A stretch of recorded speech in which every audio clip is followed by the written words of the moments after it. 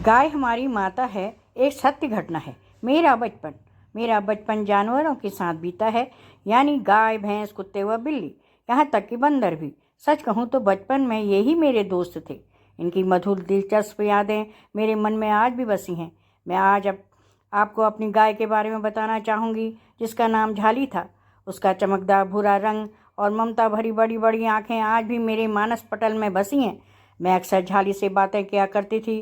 कभी तो ऐसा होता था कि मैं दोपहर को जब स्कूल से आया करती थी तो घर में कोई नहीं रहता था।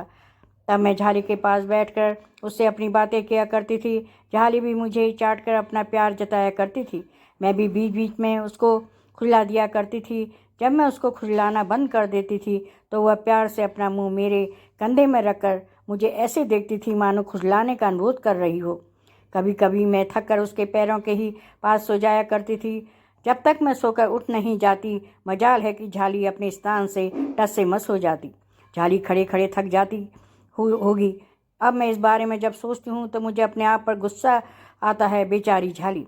एक बार की बात है कि मेरी बहन जो 2-2.5 वर्ष की थी, वह ठुमक ठुमक कर कहीं भी चली जाती थी। एक दिन वह खेतों में चल रहे गायों के पीछे चली गई। हालांकि गायें हमारी ही थी, पर उनमें एक हंसी नाम की गाय बड़ी खतरनाक थी। जो कोई भी उसके सामने आता वह उसे अपने नुकीले सींग से उठाकर पटक देती थी। उस दिन मेरी बहन भी उसके पीछे पीछे चली गई। हंसी ने उसको भी उठाकर पटक दिया। उसके रोने की आवाज़ सुनकर घर के लोग मेरी बहन को बचाने भागे, पर इससे पहले ही झाली ने, जो पास में ही चल रही थी, वह हंसी की माँ भी थी, दौड़कर आई और हंसी को मारती हुई खदेड़ लगी।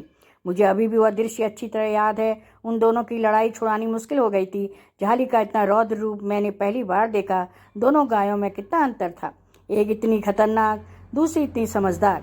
झाली तो वास्तव में बहुत ही अच्छी गाय थी, और अगर उसके गुणों का वर्णन करने बैठूंगी तो एक पोथी भर जाएगी। झाली के बारे में बस इतना कहना चाहूँगी कि सचमुच झाली गाय हमारी माता है वाली कहावत को सार्थक करती थी।